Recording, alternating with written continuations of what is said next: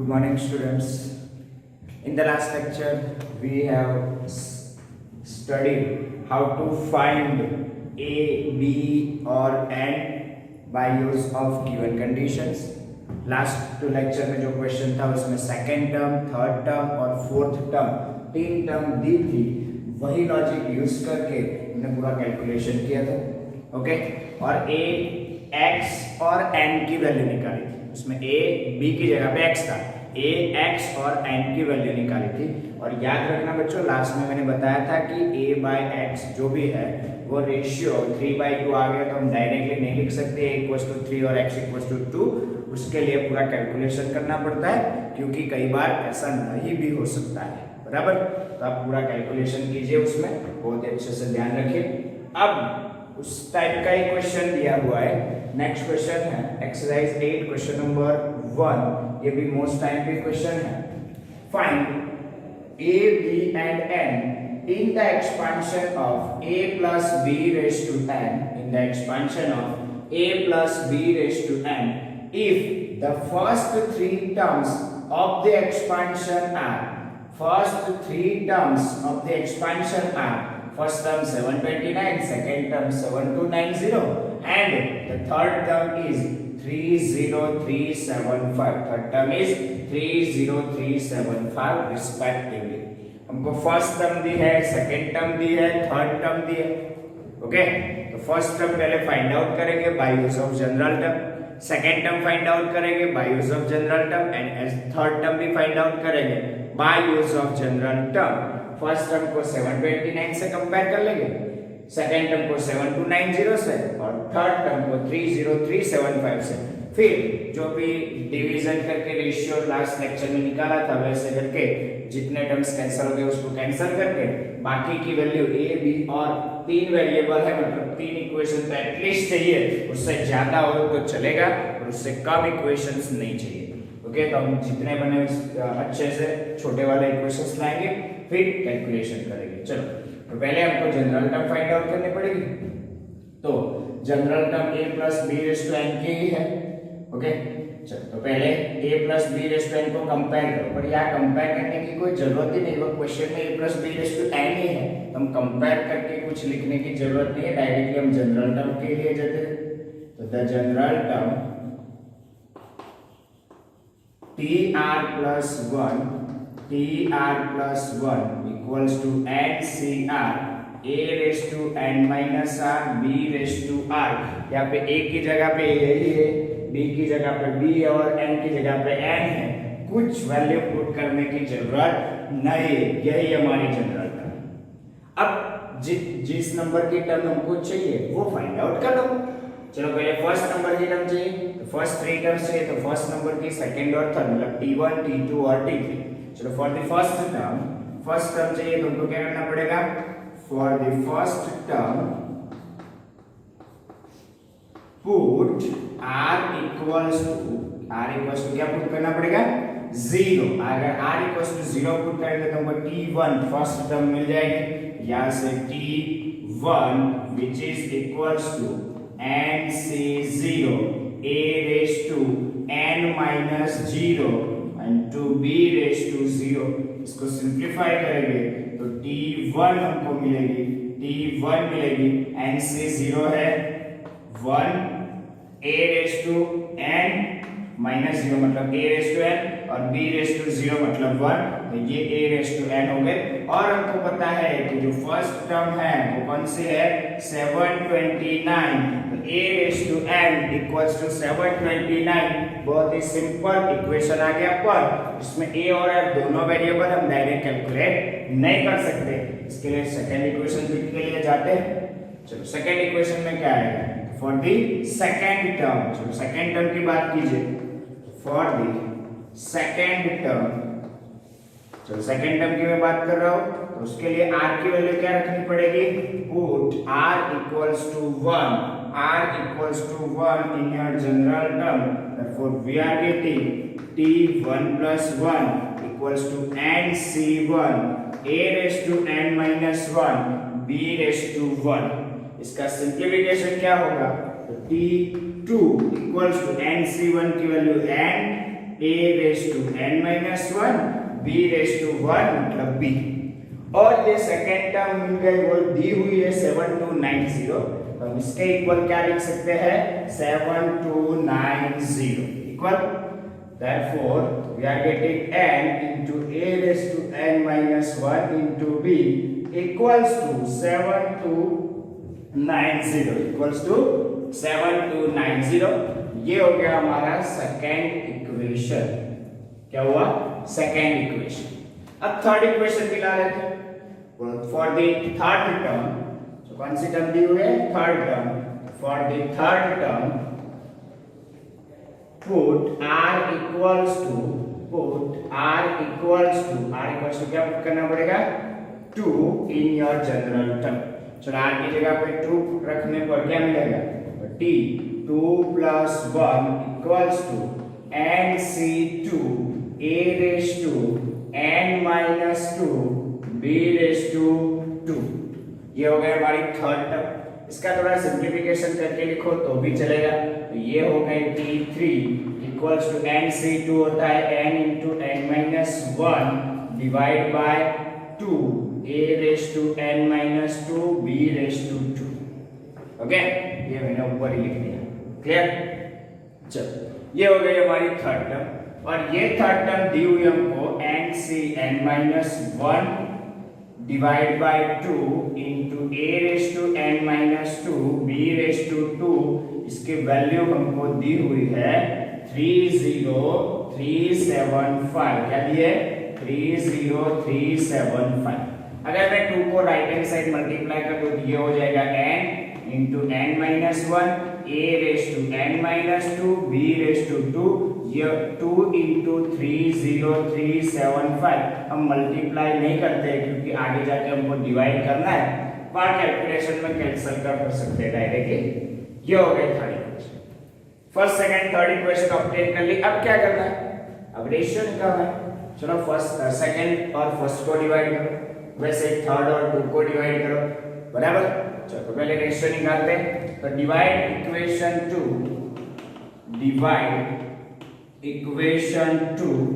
By equation number 1।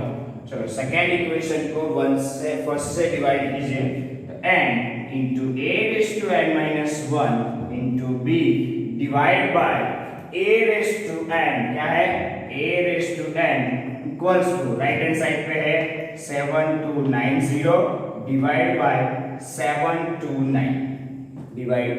729। चलो जितना cancel हो सके उतना कीजिए। ये हो जाएगा कैंसिल और 10 आ जाएगा। 7290 से कैंसिल हो गए, 10 बचेगा ऊपर।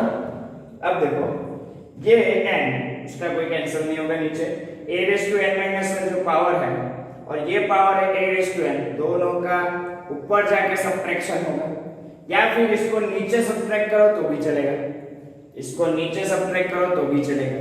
इनटू b है तो हम इसको ऐसे लिख सकते हैं n into b divide by a raised to n minus n minus 1। मैंने नीचे सब्ट्रैक्ट किया, पता चला। मैंने जो ये पावर थी ना एक की, मैं ऊपर सब्ट्रैक्ट करने की जगह पे नीचे सब्ट्रैक्ट की, हो सकता है ऊपर की जगह पे नीचे भी करो, ओके, क्योंकि नीचे पावर बढ़ी इक्वल्स टू 10। अब इसका सिंप्लीफिकेशन क्या है, n ये ब्रैकेट अगर ओपन करते हैं हम तो n माइनस n होगा, मतलब 0, n माइनस n 0, और ये माइनस माइनस 1 प्लस 1 हो जाएगा। तो a की पावर क्या बचेगी +1। हमको ये रिलेशन मिला nba बार इक्वल्स टू 10। मैं एक काम करता हूँ, उसमें a बाय x रेशियो लिया था, इसमें b बाय a रेशियो ले लेता हूँ। तो b by a ratio equals to, मैं क्या लिख सकता हूँ, b by a equals to 10 by n। n को मैं राइट हैंड साइड पे डिनोमिनेटर में डाल देता हूँ। तो ये हो गया हमारा fourth equation. b by a ratio equals to 10 divide by n। ये मेरा फोर्थ इक्वेशन हो गया, बराबर। अब बात करता हूँ थर्ड और सेकेंड को डिवाइड करने की। चलो divide equation 3 by equation number 2। चलो थर्ड इक्वेशन ये रहा हमारा, इसको सेकंड से डिवाइड करेंगे तो क्या मिलेगा, n into n minus 1 into a raised to n minus 2 b raised to 2 divide by, चलो यहाँ के लेफ्ट हैंड साइड क्या है, n into a raised to n minus 1 into b equals to 2 into 30375 divide by 7290 divide by 7290। Clear? यहाँ तक जितनी power cancel होके उतनी की है। चलो n यहाँ पे कैंसिल होता है, n-1 बचता है तो n-1 वैसे ही रहने दो, ये n-1 है। अब एक ही पावर का जो भी कैलकुलेशन है समझ लो, आपको पता चल जाएगा कि एक ही पावर या n-2 है, यहाँ पे n-1 है, एक ज्यादा है, ये नीचे आके सब्ट्रैक्ट होगा तो नीचे a बचेगा। नीचे क्या बचेगा, a बचेगा। इतना आप समझ सकते हो, तो मैं डायरेक्टली नीचे a लिख दूं तो भी चलेगा। यहाँ पे b की पावर 2 है या b की पावर 1 है, ऊपर जाके सब्ट्रैक्ट हो जाए तो ऊपर b बचेगा, नीचे a बचेगा। और यहाँ पे अगर आप कैलकुलेशन लगाना चाहे, आपको कैलकुलेटर में कैंसिल करना पड़ेगा। ये 5 से भी कैंसिल हो सकता है, ये भी 5 से कैंसिल हो सकता है। दूसरी बात, ये 2 से भी कैंसिल हो सकता है। आप दोनों कैंसिल करके लिख सकते हो, बराबर, ये दोनों कैंसिल करके लिख सकते हो। मैं अभी ऐसे ही लिखता हूं, 2 into 30375 डिवाइड बाय 7290। ओके, अब ये देखो b बाय a रेशियो, वही रेशियो में फिर से ले लेता हूं b बाय a, क्योंकि मैं b बाय a डायरेक्टली फिर कंपेयर कर सकता हूं, बराबर। तो मैं b बाय a रेशियो यहाँ पे भी ले लेता हूं, b by a equals to 2 into 30375 divide by 7290 into n-1 को यहाँ पे डालूंगा तो वो डिनोमिनेटर में चला जाएगा, और ये हुआ हमारा इक्वेशन नंबर 5। चलो 4 और 5th इक्वेशन को ऑब्जर्व कीजिए, यहाँ पे b बाय a है, यहाँ पे भी b बाय है। हम डायरेक्टली दोनों इक्वेशन को कंपेयर कर सकते हैं या फिर डिवाइड भी कर सकते हैं। क्या बोलो, डिवाइड कर रहे हैं, चलेगा। Okay, now from equation 4 and 5, from equation 4 and equation 5, चलो 4 और 5 को कंपेयर कर लो, ये भी बाय है, ये भी बाय है, दोनों कंपेयर हो सकते हैं। मतलब 10 बाय n इक्वल्स टू क्या हो सकता है, 2 into 30375 divide by 7290 into n-1 into n-1। अब मैं क्या करता हूँ, जो भी n-1 वाली टर्म यहाँ पे डाल देता हूँ, 10 को नीचे डिनोमिनेटर में ले जाता हूँ, फिर जितना कैलकुलेशन हो सके उतना करता हूँ। तो ये n-1 डिवाइड बाय n यहाँ पे आ गया। चलो 2 into 30375 डिवाइड बाय 7290 into 10। अब जितना कैंसिल हो सके उतना हम कैंसिल करने की कोशिश करते हैं। अब देखो आगे का कैलकुलेशन देख लेते हैं। चलो ये 30375 वो 5 से कट होगा, ये 5 से कट होगा। अगर मैं 5 से डिवाइड करता हूँ, 6 5 30, 375 मतलब कि 075, ये कट हो जाएगा 6075 से, ये कट हो जाएगा 6075 से। 5 2 10 होता है, ये 5 यहाँ से कट कर दिया तो 5 into 6075 तो कट हो गया, तो 30375 कट बच गया क्या, 6075। ये भी कट हो सकता है, ये 2 2 कट हो गया। चलो ये हो गया। अब ये देखो 7290 है ना, वो भी 5 से कट हो सकता है क्योंकि लास्ट में 0 डिजिट है। तो मैं इसको भी 5 से कट कर दूं तो ये हो जाएगा 7290 डिवाइड बाय 5, मतलब 7290 डिवाइड बाय 5। एक बार कैलकुलेटर में कर देते फटाफट। चलो ये आपके पास सिंपल कैलकुलेटर होगा, सिंपल कैलकुलेटर में आप ऐसे डिवीजन फटाफट कर सकते हैं, और सिंपल कैलकुलेटर ही यूज करना है एग्जाम में। तो याद रखो बच्चों, सिंपल कैलकुलेटर से ही सब कुछ कैलकुलेट करना है। ये हो जाएगा 5 से कट 1458 इंटू 5, ओके। ये 5 यहाँ पे कट होगा, 6075 को 5 से कट करोगे तो 12 5 से 12 15, ओके। 15 5 से 75, 12 15 बच जाएगा यहाँ पे, ओके। अब कुछ कैलकुलेशन नहीं हो सकती है, 145 है, 5 से कट नहीं होगा, ये 2 से भी कट नहीं होता, बस ज्यादा कैलकुलेशन करने की जरूरत नहीं, डायरेक्ट मल्टीप्लाई करके सिंपलीफाई कर सकते हैं। तो इसका सिंपलीफिकेशन करने की जरूरत है, ये हो जाएगा n-1 divide by n equals to, ऊपर क्या बचा 1215 डिवाइड बाय नीचे 145, क्रॉस मल्टीप्लाई कर दो, ये हो जाएगा 1458 into n minus 1458 equals to 1215 into n equals to 1215 into n। एक काम करते हैं, ये n वाली टर्म एक साइड करते हैं, ये कांस्टेंट टर्म राइट साइड ले जाते हैं, तो हमको लेफ्ट साइड में क्या मिलेगा 1458n minus 1215n equals to 1458 equals to 1458, क्या बच्चों? चलो 1458 माइनस 1215n, ये दोनों का सब्ट्रैक्शन क्या होगा 8 माइनस 5, 3 लास्ट में n हो गए 3 और 5 माइनस 1 4, आगे आएगा 4, फिर ये होगा 4 माइनस 2 2, ये 243n, ये हो जाएगा 243n इक्वल्स टू 1458।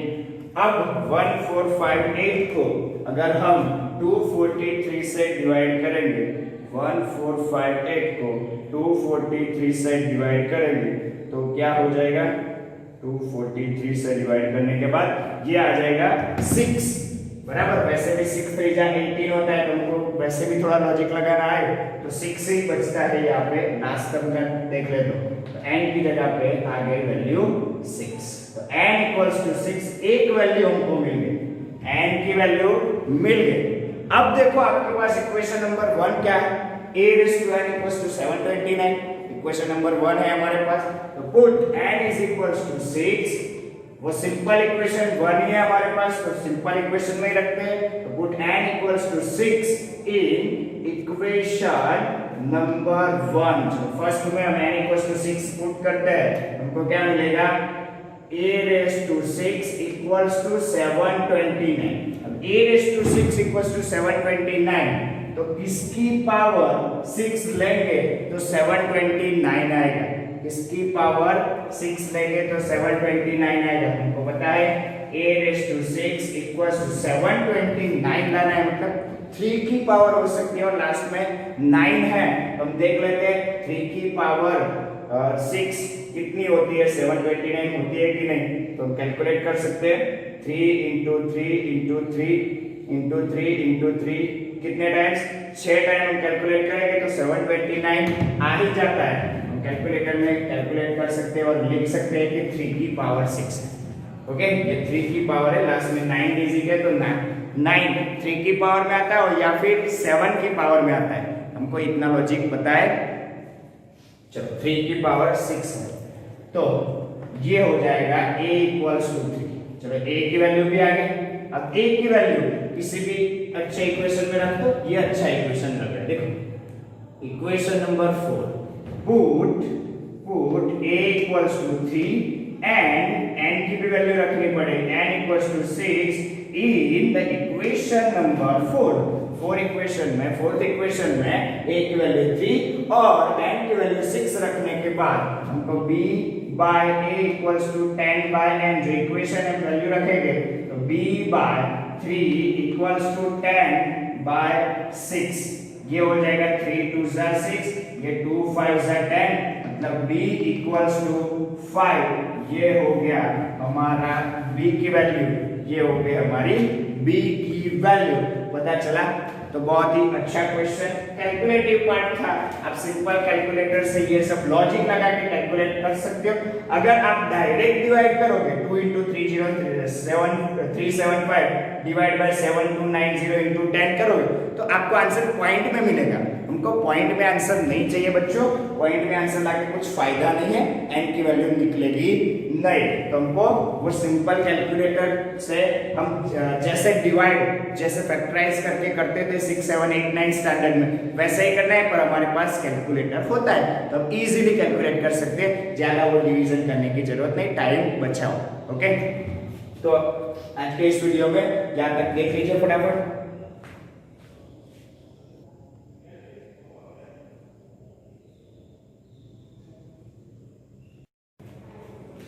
चलो एक और क्वेश्चन की ओर जाते हैं। एग्जाम्पल नंबर 16, ये भी इंपॉर्टेंट क्वेश्चन है, थोड़ा कैलकुलेशन इस पे भी अच्छा है। The sum of the coefficient of first 3 terms in the expansion of x minus 3 by x square raised to m, where x is not equals to 0 and m is a natural number, or m being a natural number, x not equals to 0 मतलब denominator में x है इसलिए not equals to 0 condition the. m जो है हमारी power है वो natural number ही होती है, हमको पता है। is 559, क्या दिया है? is 559, क्या 559? The sum of coefficient of first 3 terms के coefficient का sum 559 दिया है। मतलब हमको पहले 3 टर्म्स निकालने पड़ेंगे, फर्स्ट 3 टर्म्स निकालने पड़ेंगे, उनके कोएफिशिएंट निकालेंगे और उनके कोएफिशिएंट का सम 559 कंपेयर करेंगे। फिर क्या निकालना है? Find the term of the expansion containing x cube, जिस टर्म में x क्यूब आए वो टर्म हमको निकालनी है, कंटेनिंग x क्यूब, तो x क्यूब वाली टर्म निकालनी है। बच्चों एक बात याद रखो कि जो भी दिया है उसमें m पावर में है और m तो पता है नहीं, तो पहले हमको पावर निकालनी पड़ेगी, मतलब कि m की वैल्यू निकालनी पड़ेगी। उसके लिए ये लॉजिक दिया हुआ है कि sum of coefficient of first 3 terms equals to 559। तो पहले हम फर्स्ट 3 टर्म्स के कोएफिशिएंट निकाल लेते हैं। चलो उसके लिए हम क्या करेंगे? जनरल टर्म का यूज करेंगे।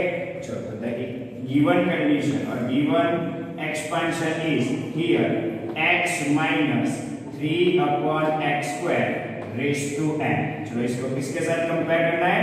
Compare it with a plus b raised to n। Simplify, a equals to x, b equals to minus 3 upon x square और n की जगह पे n। थोड़ी स्पीड में जाते हैं, बहुत ही अच्छे कैलकुलेशन है। देखो बच्चों अब स्पीड आ सकती है आपकी कैलकुलेशन में। अब क्या करना है? जनरल टर्म लिख दो फटाफट। The general term tr plus 1 is given by tr plus 1 equals to ncr a raised to n minus r b raised to r। अब ये हमारी जनरल टर्म में a b और n की वैल्यू रख दो। चलो a की वैल्यू लिखो, b की वैल्यू और n की वैल्यू रखोगे तो tr plus 1 equals to n की जगह पे है m c r, a की जगह पे है x raised to m minus r और b की जगह पे है -3 by x square raised to r। इसका सिंप्लीफिकेशन हो सकता है तो कीजिए, जितना सिंप्लीफिकेशन हो सके कीजिए। mcr ये हम लिख सकते हैं x raised to m minus r, ये दोनों की पावर हम सेपरेट दे सकते हैं, -3 raised to r divide by x raised to 2 into r, मतलब x रेज्ड टू 2r। ये पावर यहाँ सब्ट्रैक्ट हो सकती है तो सब्ट्रैक्ट कीजिए, ये हो जाएगा mcr, x raised to m minus r है और ये -2r ऊपर जाके हो जाएगा, ये -3r में डायरेक्ट लिखा हूं, -3 रेज्ड टू r। ये हो गई जनरल टर्म। जनरल टर्म का यहाँ तक सिंप्लीफिकेशन हो सकता था, हमने किया। ओके, तो हमको जनरल टर्म मिली। अब कौन कौन सी टर्म चाहिए? हमको फर्स्ट टर्म चाहिए, सेकंड टर्म चाहिए, थर्ड टर्म चाहिए। पहले for the first term for the coefficient of first term को coefficient चाहिए, coefficient of first term r की जगह पे क्या पुट करना पड़ेगा? put r equals to 0 here, therefore we are getting t1 equals to mc0 x raised to m minus 3r, मतलब 3 into 0 वो 0 हो जाएगा तो x raised to m -3/0। तो ये हो गई हमारी फर्स्ट टर्म। यहाँ पे मैं डायरेक्ट कैलकुलेशन लिख देता हूँ। MC0 का कैलकुलेशन होगा 1, ये हो जाएगा 1 x⁻m × 1, मतलब कि t1 हो गई x⁻n। सो जो बच्चों अब कोएफिशिएंट क्या हुआ? कोएफिशिएंट तो 1 ही हुआ ना। Therefore coefficient of first term equals to 1। चलो पहली टर्म का कोएफिशिएंट आ गया। अब दूसरी टर्म का कोएफिशिएंट निकालते हैं। चलो for the coefficient of second term, उसके लिए हमको सेकंड टर्म निकालनी पड़ेगी। तो सेकंड टर्म के लिए r की वैल्यू क्या पुट करनी होगी?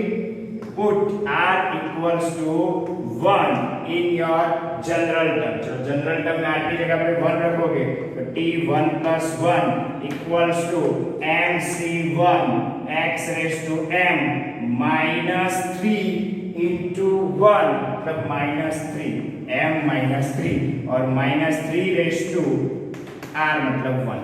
सिंप्लीफाई करोगे तो आपको ये वैल्यू मिल जाएगी t2 equals to mc1 होता है m, ये होता है -3 मतलब -3 into m into x⁻m -3। ये हो गया हमारी सेकंड टर्म। सेकंड टर्म से कोएफिशिएंट क्या निकलेगा? -3 है। x की पावर में जो है वो कोएफिशिएंट में नहीं आता है, पर आगे जितना भी टर्म है कांस्टेंट वो सब कोएफिशिएंट में आता है। कोएफिशिएंट ऑफ सेकंड टर्म क्या लिख सकते हैं? Therefore coefficient of second term equals to, चलो कोएफिशिएंट ऑफ सेकंड टर्म क्या हुआ? -3m। क्या हुआ? -3m। अब थर्ड टर्म का कोएफिशिएंट निकालना है, तो थर्ड टर्म पहले फाइंड आउट कर दो। For the coefficient of third term,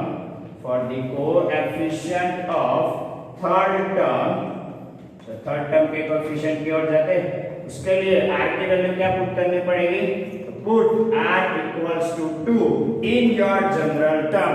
therefore we are getting t2 + 1 which is equals to mc2 into x⁻m -3 × 6 और -3/2।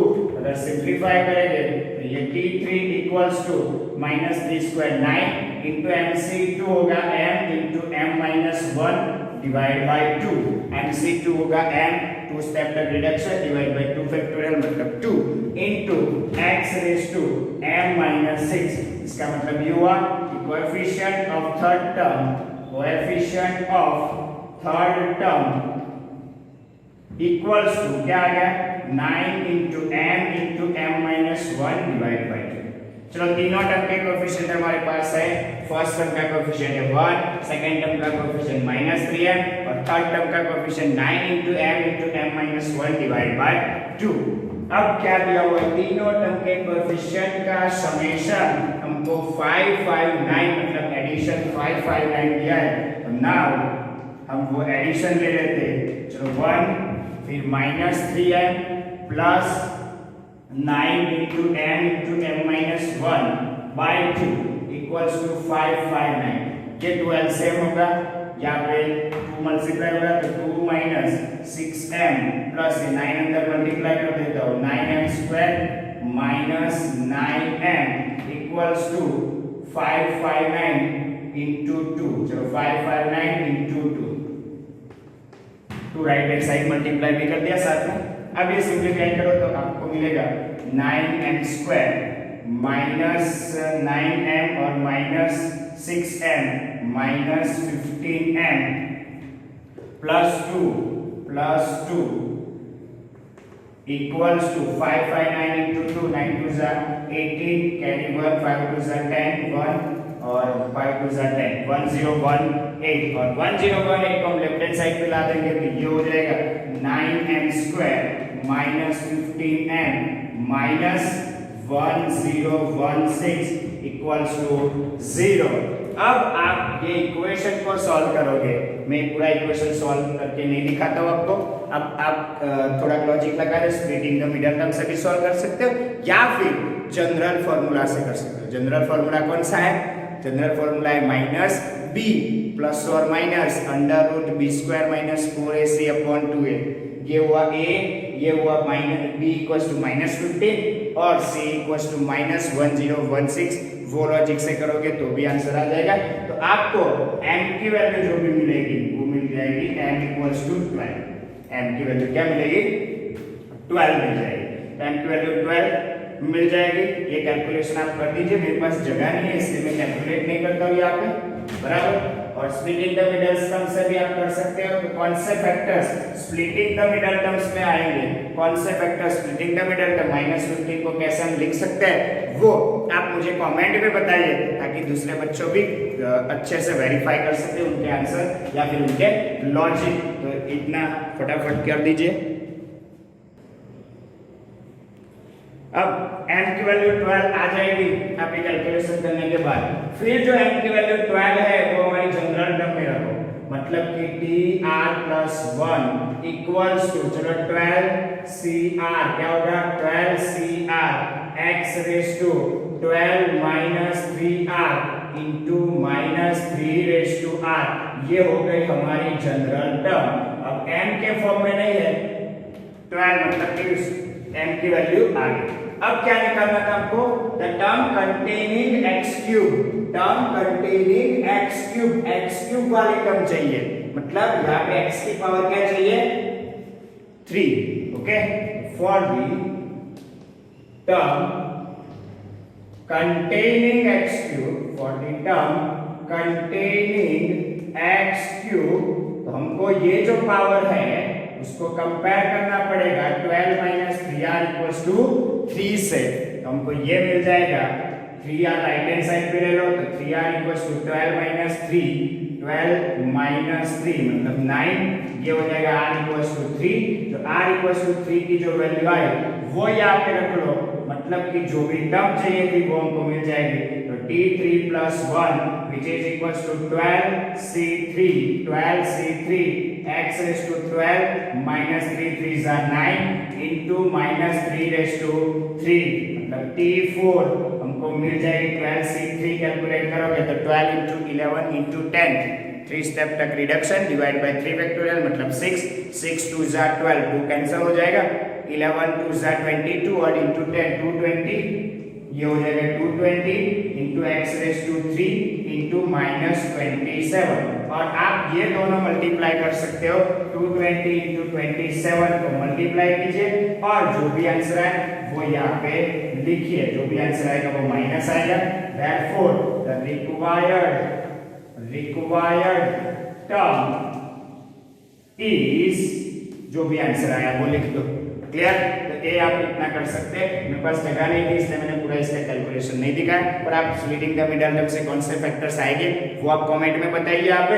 और दूसरी चीज, आप अगर जनरल फार्मूला से यूज करके कैलकुलेट करना है, डिस्क्रिमिनेंट मेथड्स, डिस्क्रिमिनेंट डी वाली method, under root B square minus 4a से निकाल के करते थे आप, -b प्लस और minus under root d upon 2a, वैसे भी कर सकते हो, वो भी अच्छा तरीका है, सिंपल तरीका है। तो जैसे भी आपको अच्छा लगे कर सकते हो। तो ये था कैलकुलेशन, समझ लो और कैलकुलेट करके मेरे को आंसर कमेंट में बताओ।